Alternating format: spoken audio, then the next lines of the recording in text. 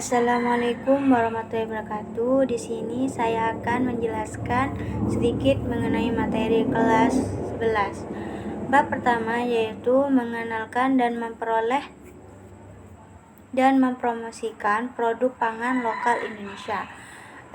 Poin pertama yaitu membaca kritis teks argumentasi. Jadi ketika kita membaca teks argumentasi, kita harus membacanya dengan baik sehingga apa yang ingin kita sampaikan itu bisa diterima oleh pendengar. Yang kedua yaitu menentukan ide pokok dan ide-ide pendukung dalam teks argumentasi.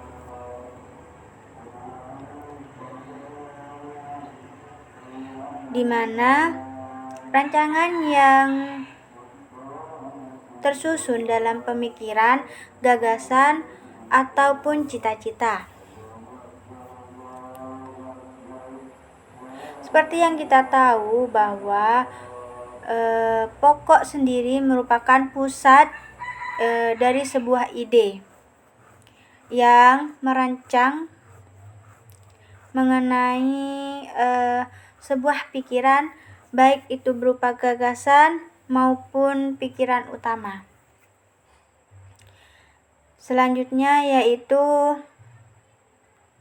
menentukan kalimat fakta dan kalimat opini yang digunakan dalam teks argumentasi, di mana pada paragraf argumentasi ini biasanya dipakai oleh penulis untuk menyampaikan opini berupa ide atau gagasan tentang suatu hal, agar pembaca mengikuti opini penulis. Namun kita juga perlu mensertakan data berupa fakta yang ada. Yang selanjutnya yaitu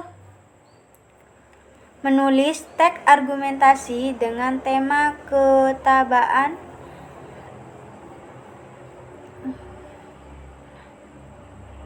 ketahanan pangan lokal, di mana teks argumentasi yang digunakan untuk menggunakan ide-ide atau gagasan dari penulis. Oleh karena itu, opini penulis harus harus didukung dengan data dan fakta yang valid. Selanjutnya yaitu memahami poster sebagai jenis teks prosedur persuasi.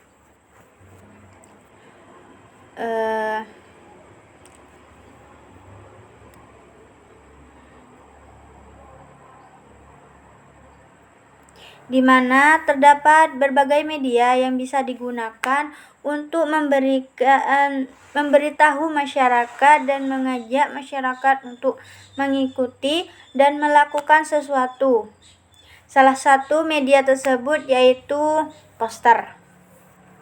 Selanjutnya yaitu proyek membuat poster untuk mempromosikan produk dengan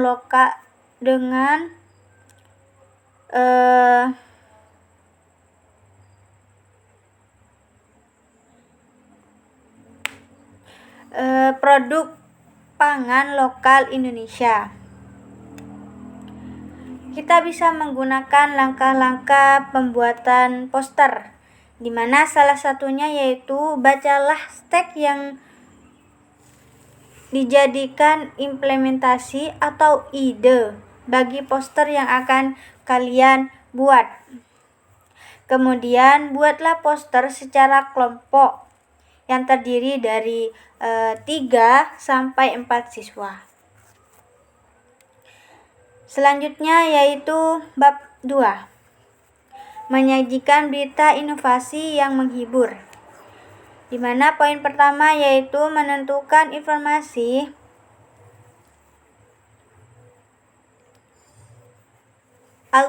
alkualisa dan alukrasi pada teks berita, di mana informasi yang disajikan dalam berita harus akurat, yakin, mendukung, dan data yang disampaikan benar dan tepat. Di poin kedua yaitu menganalisis struktur dan unsur teks berita. Di mana berita merupakan cerita mengenai kejadian dan peristiwa yang sangat hangat atau terkini yang bisa kita sampaikan kepada halayak umum. Poin selanjutnya yaitu memahami penyajian teks berita dalam bentuk vlog, di mana kemajuan teknologi saat ini vlog banyak dipakai untuk melakukan penyajian berita dan peristiwa terkini. Vlog merupakan vlog yang mengunggah sebuah video. Selanjutnya yaitu D. Proyek membuat vlog. Kegiatan yang disebut dengan vlogging atau video blogging diimplementasikan oleh trending dunia internet sebelum, yakni blog. Banyak orang yang menjadi cukup terkenal dan kaya melalui vlog. Selanjutnya yaitu bab 3. Mengenal nilai sejarah bangsa lewat cerita pendek. Poin pertama yaitu memahami cerpen dengan latar belakang beberapa peristiwa sejarah di Indonesia. Banyak karya sastra terbentuk dari prosa, bisa disampaikan dalam bentuk novel, cerita bersambung atau cerbung, dan roman, dan lain sebagainya. Cerpen tersendiri dikisahkan pendek, kurang dari 1000 kata, yang memberikan kesan tinggi yang dominan dan memusatkan diri pada satu tokoh dalam sebuah situasi.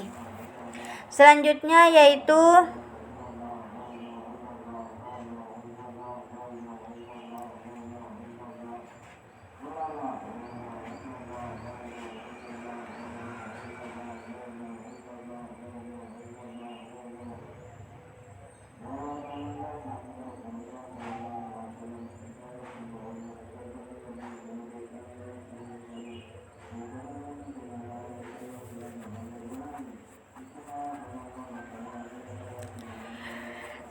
yaitu menganalisis unsur-unsur instruksi pembangunan cerita pendek. Unsur instruksi merupakan unsur pengembangan dan dalam cerpen unsur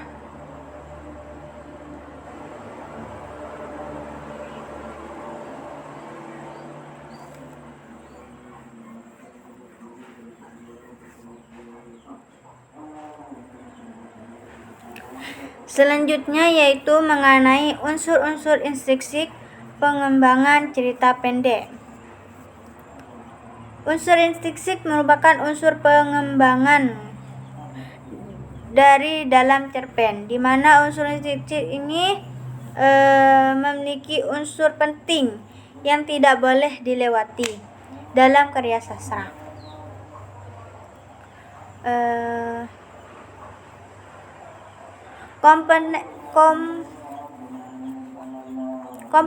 Komponen terdiri dari tema, tokoh atau penokohan, alur cerita, latar, gaya bahasa, sudut pandang, dan amanat. Poin selanjutnya yaitu mengidentifikasi dan mengaplikasikan nilai-nilai kehidupan dalam cerita pendek. Nilai merupakan suatu standar baik bentuknya suatu tindakan bagi orang lain dan diri sendiri. Berikut merupakan nilai-nilai yang terkandung dalam karya sastra.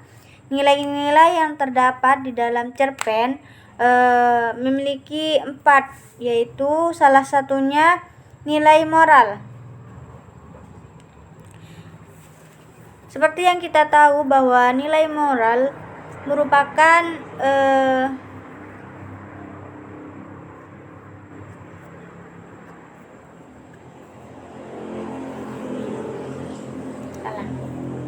salah satunya yaitu nilai moral, di mana berdasarkan pada budi pekerti atau pendidikan moral di masyarakat, misalnya kewajiban mencium tangan orang tua sebelum berangkat sekolah. Itu merupakan nilai moral.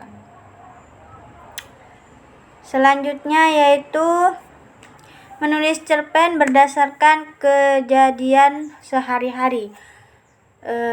Menulis cerita pendek atau cerpen biasanya diambil dari pengalaman diri sendiri maupun pengalaman orang lain. Oleh karena itu, kejadian sehari-hari yang kita rasakan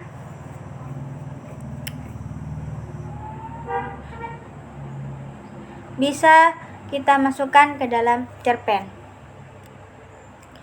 Selanjutnya yaitu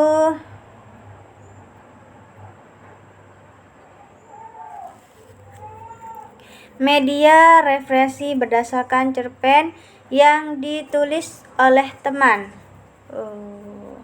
Di mana referensi merupakan cara yang dipakai untuk menilai sebuah karya, berapa buku, film, apakah layak untuk dibaca, ditonton maupun didengar oleh masyarakat. Untuk kali ini, di mana kalian akan berfokus untuk menulis referensi karya sastra, khususnya cerpen. Seseorang penulis memiliki referensi lebih dari satu referensi. Mungkin itu saja yang bisa saya sampaikan. Wassalamualaikum warahmatullahi wabarakatuh.